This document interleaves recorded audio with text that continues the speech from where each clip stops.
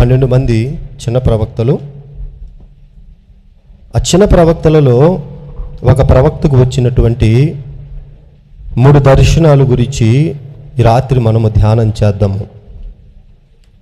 ఆ ప్రవక్త పశువులను కాసుకుంటూ ఉన్నాడు. పశువులను కాసుకుంటూ ఉన్న సమయంలో ఆయన ప్రార్థన చేసేటువంటి అలవాటు కలిగిన వాడు. ఆయన పని ఆయన చేసుకుంటూనే ప్రార్థన చేసుకుంటాడు. అట్లా ప్రార్థిస్తున్న సమయంలో ఆయన కొన్ని దర్శనాలను చూశాడు. రాత్రికాల సమయము. మరి ఆ 3 రకాల దర్శనాలను గురించి మనం ధ్యానం చేద్దాము. ఆమోసు గ్రంథము 7వ అధ్యాయము. ఆ మానిటర్ పెంచమని, అంటే మీరు కొద్దిగా ఇటు కూర్చుంటే అది స్పష్టంగా వస్తుంది.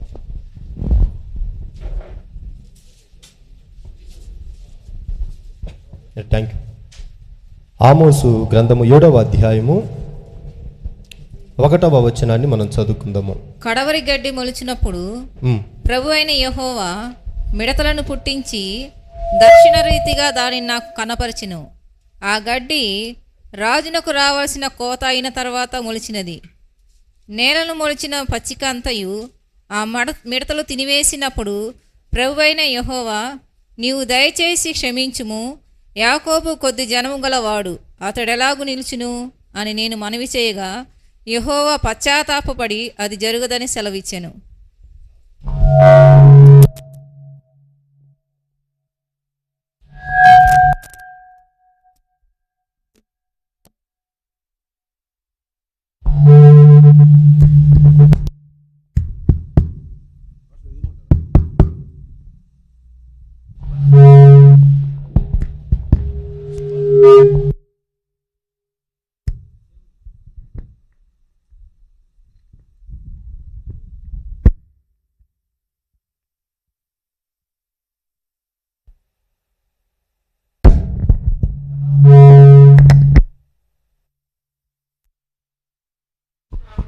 Praise the lord.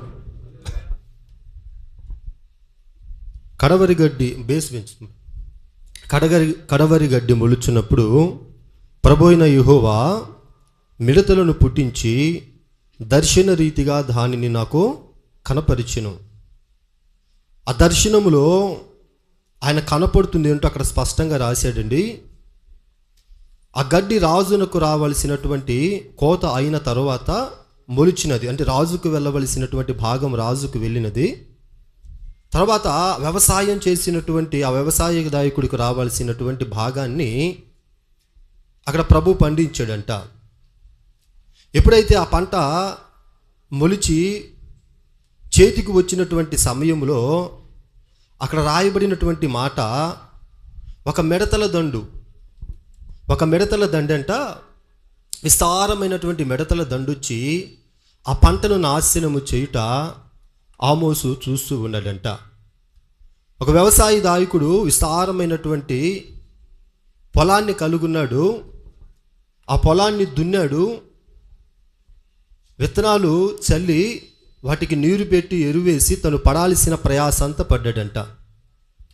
పంట చేతికి వచ్చింది. తీరా పంట చేతికొచ్చి ప్రభుని స్తుతిద్దాము, దేవుని మహిమపరుద్దాము అనుకునే లోపు ఆ దర్శనంలో ఆమోస్ చూస్తూ ఉన్నాడు. ఒక మిడతల దండు పంపబడినదంట. ఆ మిడతల దండు వచ్చి ఆ పంట అంతా నాశనము చేసినదంట. ఎప్పుడైతే ఆమోస్ గారి దర్శనం చూశాడో ఆ దర్శనాన్ని బట్టి చాలా బాధపడ్డాడు, చాలా భయపడ్డాడు. బాధ్యత కలిగిన సేవకుడు కాబట్టి వెంటనే ఏం చేశాడంటే, ఇదిగో ఇటు రీతిగా కూడికలను ఏర్పాటు చేసి సంఘాన్ని సమకూర్చి ప్రార్థన చేయించాల్సినటువంటి అవకాశము తనకు లేని కారణంగా తను ఏకాంతంగా వ్యక్తిగతంగా ఎక్కడైతే తను ఆ దర్శనాన్ని చూశాడో ఆ చోట మోకరించి చేతులెత్తి ప్రార్థన చేస్తూ ఉన్నాడంట. ఏమని ప్రార్థన చేస్తూ ఉన్నాడంటే, అయా, ఈ ప్రజల పక్షాన వీళ్ళు చేసిన పాపాన్ని బట్టి, వీళ్ళు చేసిన అపరాధాన్ని బట్టి, వీళ్ళు చేసినటువంటి అతిక్రమాలను బట్టి, వీరి అవిధేయతను బట్టి శిక్ష వీరి మీదకు పంపుతున్నావని నేను గ్రహిస్తూ ఉన్నాను. కానీ ప్రభువా, యాకోబు కొద్ది జనాంగము అనగా ఇజ్రాయేలు ప్రజలు నిన్ను నమ్మిన నీ బిడ్డలు, నీ రక్తం చేత కడగబడినటువంటి నీ స్వాస్థ్యమైనటువంటి జనాంగము చాలా కొద్ది జనాంగము. వీళ్ళ ఆదాయము తక్కువ, వీళ్ళ సంపాదన తక్కువ, వీళ్ళ బ్రతుకులు చాలా చిన్నవి. చాలా కష్టపడ్డారు, ప్రయాసపడ్డారు. ప్రతిఫలాన్ని చేజిక్కించుకునే లోపు ఇప్పుడు నువ్వు మిడతల దండు పంపిస్తే, అయ్యా యాకోబు, ఇజ్రాయేలు ప్రజలు ఎలా బ్రతకగలరు? దేవా, కృపతో మా జనాంగాన్ని జ్ఞాపకం చేసుకోండి, ప్రపంచ దేశాలను జ్ఞాపకం చేసుకోండి.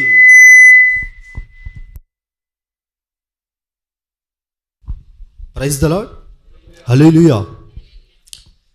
మా దేశాన్ని జ్ఞాపకం చేసుకోండి అయ్యా.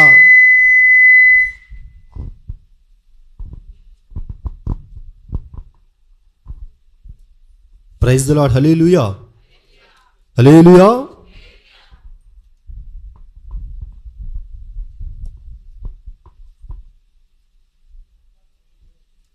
ఎబినేజరే, ఎబినేజరే, ఇంతవరకు ఆదుకున్నావు, ఇంతవరకు ఆదుకున్నావు.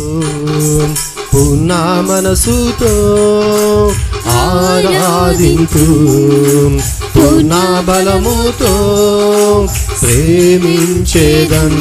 పాడాలి. ఆరాధన ఆరాధన ఆరాధన ఆరాధన ఆరాధన ఆరాధన నా యేసయ్యా, ఆరాధన ఆరాధన. యెహోవా రఫా, యెహోవా రఫా, స్వస్థపరిచవే వందనమయ్యా. యెహోవా రఫా, యెహోవా రఫా, స్వస్థపరిచవే వందనమయ్యా, స్వస్థపరిచవే వందనమయ్యా. పూర్ణ మనసుతో ఆరాధింతు, పూర్ణ బలముతో సేవించేదన్. ఆరాధన ఆరాధన యేసయ్యా, ఆరాధన ఆరాధన ఆరాధన ఆరాధన నా యేసయ్యా, ఆరాధన ఆరాధన. ప్రేమించదా యేసు రాజా, నిన్నే ప్రేమించేదా. పాడాలి. ప్రేమించేదా యేసు రాజా, నిన్నే ప్రేమించేదా. ప్రేమించేదా, ప్రేమించేదా, ప్రేమించేదా, ప్రేమించేదా, ప్రేమించేదా. నా ప్రాణమున్నంత వరకు, నే మట్టిలో చేరే వరకు, నా ప్రాణమున్నంత వరకు, నే మహిమలో నిలిచే వరకు, నా ప్రాణమున్నంత వరకు, నే మట్టిలో చేరే వరకు, నా ప్రాణమున్నంత వరకు, నే మహిమలో నిలిచే వరకు. హల్లెలూయా చెప్పాలి. హల్లెలూయా. ఆమోస్ ప్రార్థన చేయటం మొదలుపెట్టాడంట. దేవా, ప్రపంచ దేశాలను జ్ఞాపకం చేసుకోండి అయ్యా, మాకిచ్చిన దేశాన్ని జ్ఞాపకం చేసుకోండి, మా రాష్ట్ర ప్రజలను జ్ఞాపకం చేసుకోండి, మాకిచ్చినటువంటి పట్టణాన్ని, సంఘాన్ని, సేవకులను మీరు జ్ఞాపకం చేసుకోండి తండ్రిని ఆమోస్ చూసిన దర్శనాన్ని బట్టి భారం కలిగి చేతులెత్తి ప్రార్థన చేయటం మొదలుపెట్టాడంట. ఆమోస్ ప్రార్థన చేస్తూ ఉన్నాడు. వెంటనే తిరిగి మరలా ప్రభు ఆమోస్తో మాట్లాడుతూ ఉన్నాడు. హల్లెలూయా. ఏమని మాట్లాడుతూ ఉన్నాడంటే చెప్పాలి, అని నేను మనవి చేయగా, యెహోవా పశ్చాత్తాపడి, ఒక మనిషి ప్రార్థన చేస్తే, ఒక వ్యక్తి ప్రార్థన చేస్తే, ఒక సంఘము ప్రార్థన చేస్తే దేవుడే ఆయన మనస్సును మార్చుకొని పశ్చాత్తాపడుతూ ఉన్నాడు. దేవునికి మహిమ కలుగును గాక. ఎంత ప్రేమ కలిగిన దేవుడో చూడండి, ఎంత జాలి కలిగిన దేవుడో చూడండి. ఒక సమస్య రాబోతా ఉన్నది, ఒక ఉగ్రత రాబోతా ఉన్నది, దేవుని తీర్పు దిగి రాబోతా ఉన్నదని దేవుడు తెలియజేసిన తరువాత ఒక సంఘము, ఒక సమాజము, ఒక సేవకుడు ఆయన సన్నిధిలో సమకూర్చబడి చేతులెత్తి ప్రార్థన చేస్తేనంట దేవుడు పశ్చాత్తాపడుతూ ఉన్నాడంట.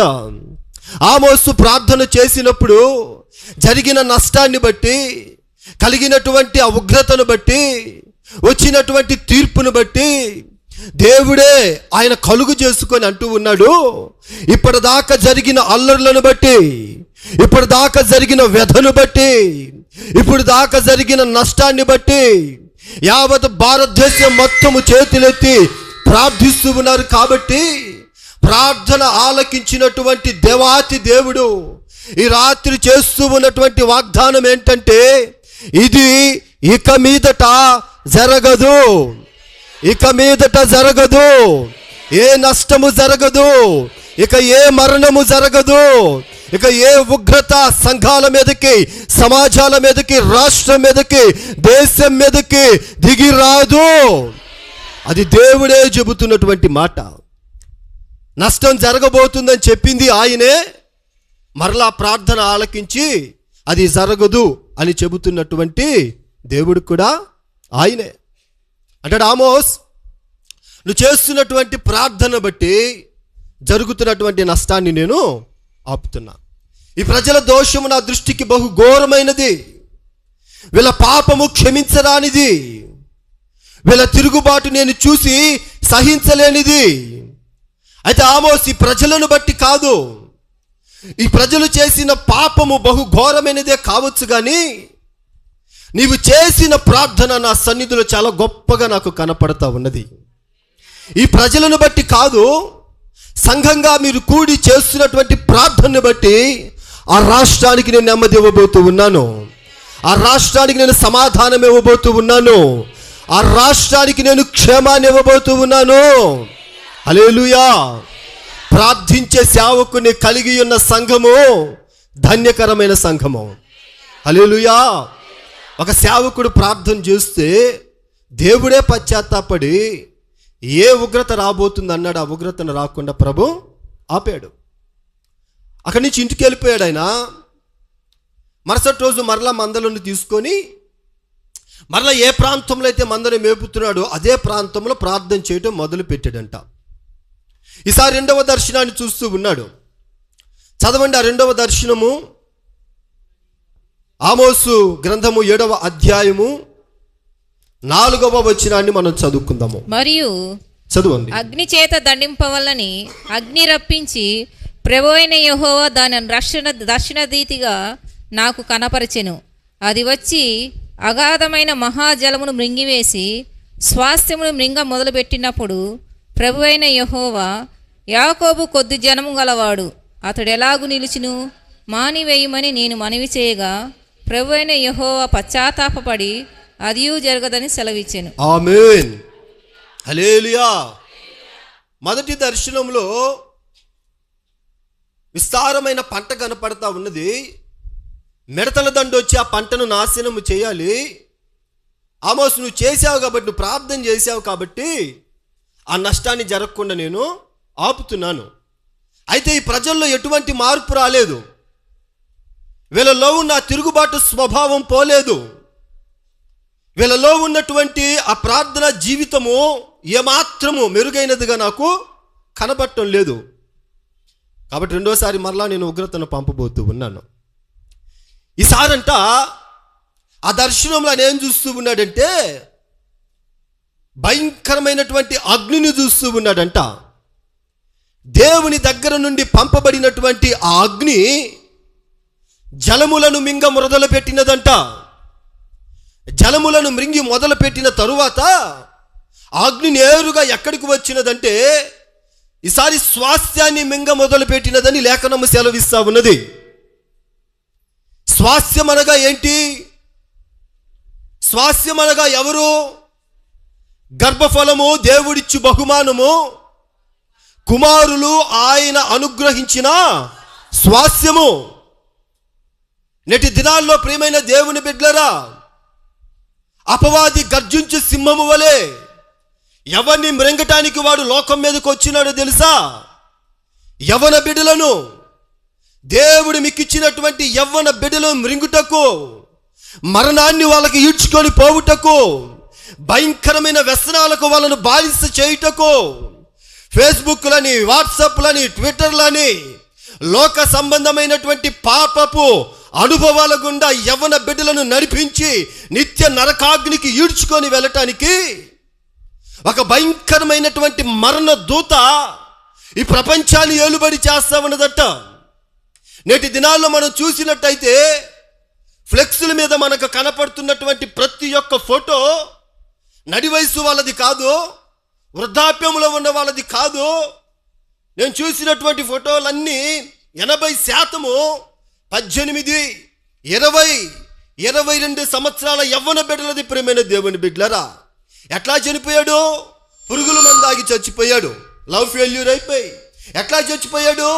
ఓవర్ స్పీడ్కి వెళ్ళి ఒక లారీని గుద్ది చచ్చిపోయాడు, బైక్ యాక్సిడెంట్ అయిపోయి. ఎలా చచ్చిపోయాడు? ఈతకు వెళ్ళిపోయి ఊపిరాడక చచ్చిపోయాడు. ఎలా చనిపోయాడు? మత్తు పదార్థాలకు బానిసలై అవయవాలన్నీ పాడైపోయి చనిపోయాడు. ఇలాగ యవ్వన ప్రాయంలో ఉన్నటువంటి యవ్వన బిడ్డలందరూ కూడా మరణిస్తున్నారు. కారణం ఏంటో తెలుసా? ఒక తెగులు పంపబడింది. భయంకరమైనటువంటి మరణ దూత, సంహార దూత లోకంలోనికి ప్రవేశించింది. దేవుడు నీకు ఇచ్చినటువంటి యవ్వన బిడ్డలు ఒక మహిమ కలిగిన పాత్రలుగా, దేవుని చేతి సాధనాలుగా వాడబడాలంటే దేవుడు ఒక మాట చెబుతా ఉన్నాడు ప్రతి ఒక్క తల్లి తండ్రికి. సియోను కుమారి కన్యక, రేయి మొదటి జామున లేచి నీ చంటి బిడ్డల నిమిత్తము, దేవుడు నీకు అనుగ్రహించినటువంటి స్వాస్థ్యమైన యవన బిడ్డల నిమిత్తము నీవు కన్నీరు కార్చి ప్రలాపించి రోజించి వారి నిమిత్తము నువ్వు చేతులెత్తి ప్రార్థన చేయి. అలా ప్రార్థన చేసినప్పుడు దాను మొదలుకొని బెర్షుబా వరకు అటువంటి ప్రవక్త మరలా పుట్టలేదని సాక్ష్యము పొందిన సమూయేలు వంటి అభిషిక్తులు నీ ఇంటిలో లేవనెత్తబడతారు. ఏ ఇంట్లో ప్రార్థించే తల్లిదండ్రులు ఉంటారో ఆ బిడ్డలు ధన్యకరమైన బిడ్డలు. హల్లెలూయా. సంపాదించే తల్లిదండ్రుల యొక్క బిడ్డలు కాదండి ధన్యకరమైన వాళ్ళు. మంచి చదువులు చదివిస్తున్నటువంటి తల్లిదండ్రులు కలిగి ఉన్న వాళ్ళు కాదు ధన్యులు. ఏ ఇంట్లో కన్నీటి ప్రార్థన చేసేటువంటి తల్లిదండ్రులు ఉంటారో ఆ తల్లిదండ్రులకు పుట్టిన బిడ్డలు ధన్యులు. హల్లెలూయా, హల్లెలూయా. ఆ దర్శనాన్ని చూస్తూ ఉన్నాడంట. ఆమోస్ అంటూ ఉన్నాడు, అగ్ని పంపబడి మా యవ్వనులను మృంగివేస్తే, మా యవ్వనులు సాక్ష్యాన్ని కోల్పోతే, మాకిచ్చినటువంటి యవ్వన సేవకులు మరణానికి ఈడ్చుకొని పోబడితే, అయ్యా మా ప్రజలు ఎట్లా తట్టుకోగలరు, మా రాష్ట్రాలు ఎట్లా తట్టుకోగలవు, మా దేశాలు ఎట్లా తట్టుకోగలవు, మాకిచ్చిన సంఘ బిడ్డలు ఎలా భరించగలరయ్యా అని వెంటనే మరలా అంట ఆమోసు చేతులెత్తి ప్రార్థన చేయటం ప్రారంభించాడంట. దేవునికి మహిమ కలుగును గాక. భారం కలిగిన సేవకుడు కాబట్టి ఏం చేశాడు? వెంటనే దేవుని సన్నిధిలో మోకరించి చేతులెత్తి ప్రార్థన చేయటము ప్రారంభించాడండి. దేనికి సేవకుడికి అంత భారము? దేనికి సేవకుడికి అంత బాధ్యత? అందరూ సేవకులు చక్కగా వాళ్ళు తిని త్రాగి మంచి బట్టలు ధరించుకొని ఏదో శుక్రవారం ఒక పూట, ఆదివారం ఒక పూట ఆరాధనలు చూసుకొని స్వేచ్ఛగా ఆనందంగా సేవలు చేసుకుంటూ ఉన్నారు కదా. ఇట్లా ఎందుకు 144 గంటల కూడికలు ఏర్పాటు చేయాలి? ఇట్లా ఎందుకు బయట నుంచి సేవకులను పిలిపించి సంఘాలను బలపరుచుకోవాలి? ఇట్లా ఎందుకు దగ్గరగా ఉండి విశ్వాసులను కాచుకోవాలి? ఒక బాధ్యత కలిగినటువంటి సేవకుడి హృదయంలో దేవుడు పెట్టిన భారం ఇది. పిల్లరా, ఇజ్రాయేలు ప్రజలందరినీ సమకూర్చి దేవుడు మోషేతో ఒక మాట చెబుతాడు.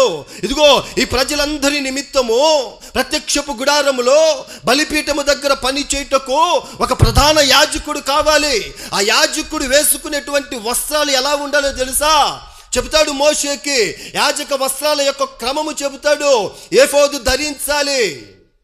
ఆ ఏఫోదు పైన పిల్లరా నేను కొన్ని విషయాలు వివరించి మీకు చెప్పలేను. నిర్గమాకాండము 28వ అధ్యాయము, మీరు ఆ మాటను రాసుకోండి. 28వ అధ్యాయాన్ని అండర్లైన్ చేసుకొని దయచేసి ఇంటికి వెళ్ళిన తర్వాత చదవండి. యాజకుడి హృదయంలో దేవుడు పెట్టిన భారము, ఒక బాధ్యత అక్కడ కనపడుతుంది. చెబుతాడు, ఏఫోదు ధరించాలి, దాని మీద తెల్లటి అంగీ ఉండాలి, దానికి నడికట్టును కట్టుకోవాలి, దానికి 3 రకాల దారాలతో నేసినటువంటి దానిమ్మ పండ్లు వేలాడతీయబడాలి, బంగారముతో చేయబడినటువంటి గంటలు కట్టబడాలి. ఆ తర్వాత అంటాడు కదా, 12 రకాల రాళ్లతో కూడినటువంటి ఒక దట్టి చేయబడాలి. జాన వెడల్పు, జాన పొడుగు అది ఉండాలి. ఎంత ఉండాలంట? జాన వెడల్పు ఉండాలి, జాన పొడుగు ఉండాలి. దాని మీద ఎన్ని రకాల రాళ్ళు ఉండాలంటే 12 రకాల రాళ్ళు ఉండాలి. దానిని ఎక్కడ ధరించాలి ప్రభువా అని మోషే ప్రార్థన చేస్తే ప్రభు అంటాడు కదా, యాజకుడు సేవా పరిచర్కి వెళ్తున్నప్పుడు దేవుని సన్నిధిలో 12 రాళ్ళు కనపడినట్లుగా గుండెల పైన ధరించాలి. దేనికి 12 రాళ్లను గుండెల పైన ధరించాలి? ఆ 12 రాళ్ళు ఎవరు? 12 రాళ్ళు 12 గోత్రాల ఇజ్రాయేలు ప్రజలు. ఈ 12 గోత్రాల ఇజ్రాయేలు ప్రజలను ఒక యాజకుడు గుండెల మీద మోయాలి. అది తండ్రి లక్షణము, అది తల్లి లక్షణము, అది దేవుడు సేవకుడి గుండెల మీద పెట్టిన భారం అండి.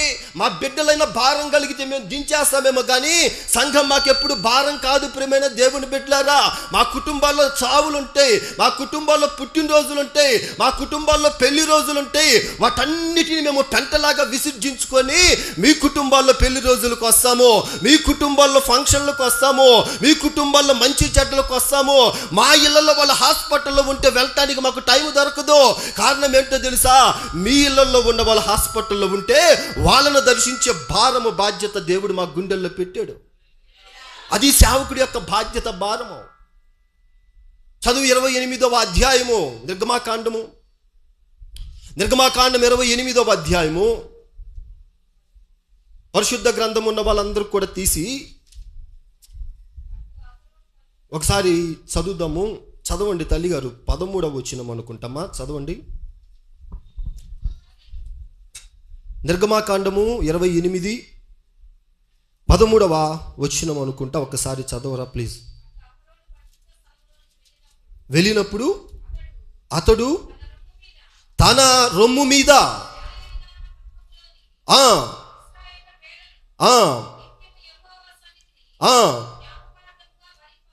జ్ఞాపకార్థంగా ఎక్కడ భరించాలంట? గుండెల మీద మోసుకొని భరించాలంట.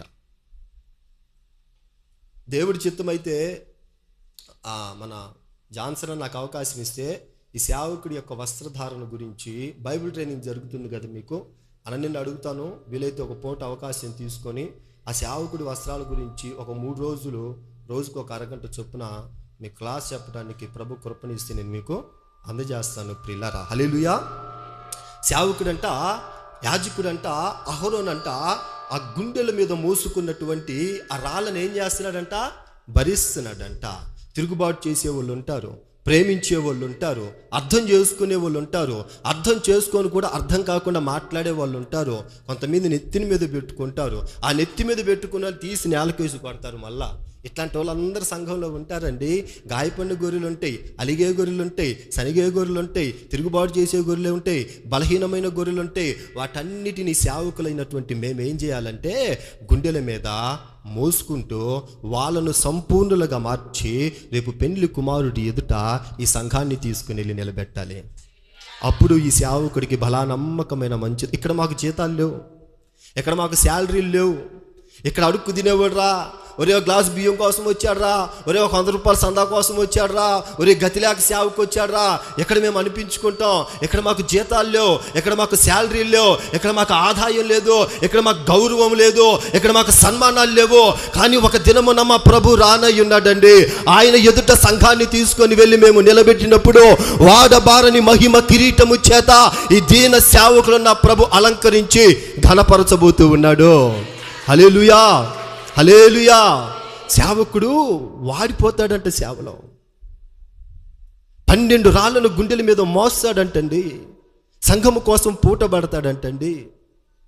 నాకు ఇష్టమైన ఆ సేవకులు చాలామంది ఉన్నారు. వాళ్ళలో ఒక ఆయన జ్ఞానరత్నమయ్య గారు. ఒకే రోజు 3 సార్లు గుండెపోటు వచ్చింది. అది బలిపీఠం మీద వాక్యం చెబుతుండగా వచ్చింది. ఆ గుండెపోటును పంటి కింద భరించి సంఘానికి సువార్తను అందించి సేవలను తరించినటువంటి మహనీయుడు ఆయన. అటువంటి సేవకులను కలిగి ఉన్న ఈ సంఘము చాలా ధన్యకరమైన సంఘము. ఖచ్చితంగా ఈ సంఘము రేపు దేవుని ఎదుట నిలబడును గాక. ఖచ్చితంగా ఈ సంఘము దేవుని ఎదుట మహిమకరమైనటువంటి ఒక కిరీటాన్ని ధరించుకుందును గాక. ఆమేన్, ఆమేన్, హల్లెలూయా. ఆమోసు ఏ విధంగా ప్రార్థన చేస్తూ ఉన్నాడంట? చేతులెత్తి చూసినటువంటి ఆ దర్శనాన్ని బట్టి ప్రార్థన చేస్తూ ఉన్నాడంట. ప్రార్థన చేస్తూ ఉంటే ప్రభువారు మళ్ళా ఏమంటాడు తెలుసా? సరే ఆమోస్, నువ్వు ప్రార్థన చేస్తూ ఉన్నావు కాబట్టి ఈ రెండవసారి కూడా నేను ఈ ప్రజలను ఏం చేస్తున్నాను?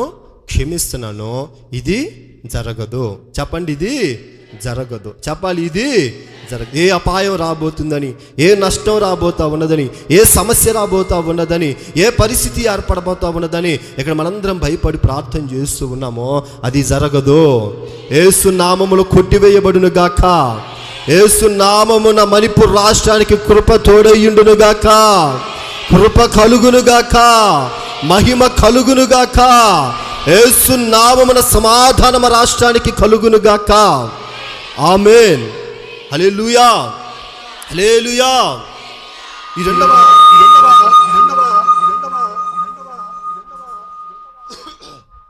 ఈ రెండవ దర్శనాన్ని చూసిన తర్వాతంట మరలా ఆ రోజు గడిచిపోయింది. మరలా ఈ సేవకుడు మూడవ రోజు ప్రార్థన చేస్తూ ఉన్నాడు. మూడవ దర్శనాన్ని నేను చెప్పి ఒక 15 నిమిషాల్లో మిమ్మల్ని ఇంటికి పంపిస్తాను. హల్లెలూయా. చదవండి మూడవ దర్శనం. ఆమోసు గ్రంథం 7వ అధ్యాయము. మరియు యెహోవా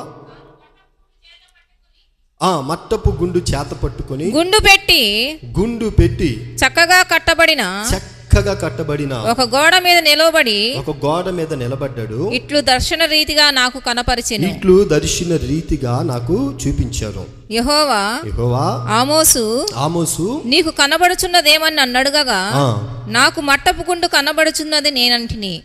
అప్పుడు యెహోవా సెలవిచ్చినదేమనగా నా జనులకు ఇశ్రాయేలు మధ్యను మట్టపు గుండు వేయబోచున్నాను, నేనెక్కను వారిని దాటిపోను. హల్లెలూయా, హల్లెలూయా. మూడవ దర్శనాన్ని చూస్తూ ఉన్నాడు.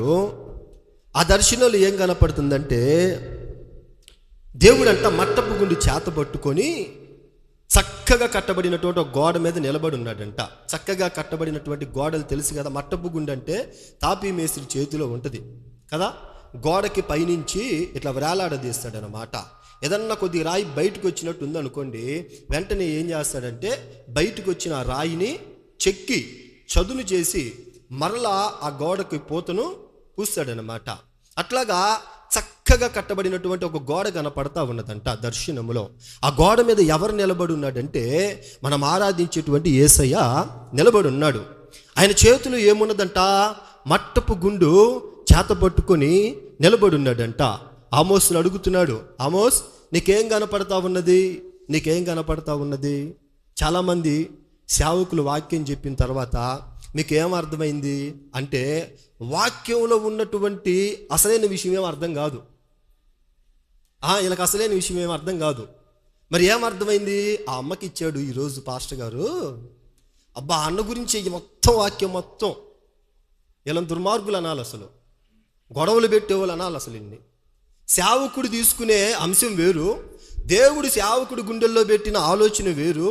సేవకుడు దేని గురించో మాట్లాడతాడు, అసలు సేవకుడికి సంబంధం లేని విషయం. కానీ విశ్వాసులు ఉన్నారు, మామూలు కాదు మీరమ్మ. ఆ పిల్లకి ఇచ్చాడు ఈరోజు పాస్టర్ గారు, ఈ అబ్బాయికి ఇచ్చాడు, అది ఆ నోట ఈ నోట పడి ఆ తల్లికి చేరిద్ది. ఆ తల్లి 3 వారాల సంఘానికి రాదు. మళ్ళీ పాస్టర్ గారు గృహ దర్శనం చేసి వందనాలు పెట్టి ఆమె ప్రార్థన చేసి జోలపాటు పడి మళ్ళీ తీసుకొని రావాలా. హల్లెలూయా, హల్లెలూయా. కొంతమంది తల్లులు ఉంటారు. నేను ఒకసారి ప్రార్థనకి వెళ్ళి వాక్యం చెప్పి వచ్చా సత్తెనపల్లి దగ్గర. 6 నెలల తర్వాత నేను ట్రైన్లో పోతుంటే ఒక తల్లి వందనాలు అయ్యింది. వందనాలు అమ్మ అన్న. పాస్టర్ గారు నన్ను గుర్తుపట్టారంటే గుర్తుపట్టలేదమ్మ అన్న. సత్తెనపల్లి పలానా చర్చి పాస్టర్ గారు మీరు ఆ రోజు వాక్యానికి వచ్చారు కదా. అమ్మ అవునమ్మ గుర్తుపట్టాను అమ్మ, వందనాలు అమ్మ అన్న. పాస్టర్ గారు ఆ రోజు మీ వాక్యం దాన్ని బలపరచబడ్డాను పాస్టర్ గారు, ఆ రోజు నేను కట్టబడ్డాను పాస్టర్ గారు అంటే ఆ రోజు ఏం వాక్యం చెప్పానమ్మ అన్న. ఏం వాక్యం చెప్పావు గుర్తులేదు కానయ్యా, ఏనుగు గురించి చెప్పావయ్యా, ఏనుగు గురించి చెప్పావు, ఉపమానం చెప్పావు ఏదో ఏనుగు గురించి. ఒక వాక్యం ఏం గుర్తులేదంట, ఏనుగు గుర్తుందంట. ఆమోస్ అట్టంటోడు కాదు, తీసుకోవాల్సిన పాయింట్ని అక్కడ పట్టుకున్నాడు. అయ్యా, నీ చేతిలో ఏం కనపడుతుందో తెలుసా నాకు? మట్టపు గుండు చేత పట్టుకొని నువ్వు కనపడుతూ ఉన్నావు. నీ చేతిలో మట్టపు గుండు, కొలకర్ర నాకు కనపడతా ఉన్నది. ఇప్పుడు దేనికి మట్టపు గుండు తీసుకొని వచ్చానో తెలుసా ఆమోస్? మొదట మిడతలను పంపిస్తానన్నాను కదా. మిడతలను పంపిస్తానంటే నువ్వు ప్రార్థన చేశావు. నువ్వు చేసిన ప్రార్థన బట్టి ప్రజలను రక్షించాను, కాపాడాను, వాళ్ళను క్షమించాను. రెండోసారి అగ్నిని పంపిస్తానని నీకు చూపించా. ఆ రోజు నువ్వేమన్నావంటే, యాకోబు కొద్ది జనాంగం ఎట్లా భరించగలడని చెప్పి నువ్వు కన్నీరు కార్చావు. సరే, వాళ్ళు పాపాత్ములు, వాస్తవానికి వాళ్ళు శిక్షించబడాలి. కానీ నీ చేసిన ప్రార్థన నా సన్నిధిలో నాకు గొప్పగా కనపడింది కాబట్టి నీ ప్రార్థనను బట్టి ఈ ప్రజలను నేను 2 సార్లు క్షమించి వదిలిపెట్టాను. ఇప్పుడు 2 సార్లు 2020లో క్షమించానా, 2021లో క్షమించానా? ఇప్పుడు ఇలా వదిలిపెట్టను నేను. ఏం చేస్తున్నావు ప్రభువా? మట్టపు గుండు చేతబట్టుకొని రక్షించబడిన, కాపాడబడిన ప్రతి విశ్వాసి ఇంటికి నేను వెళ్తున్నాను. ప్రతి కుటుంబాన్ని దర్శించబోతూ ఉన్నాను. ప్రతి ఒక్కరిని నేను తూకం వేయబోతూ ఉన్నాను. ఈ మట్టపు గుండు తూకానికి ఎవరైతే వస్తారో వారిని నేను హత్తుకుంటాను. ఈ మట్టపు గుండు తూకానికి ఏ కుటుంబం రాదో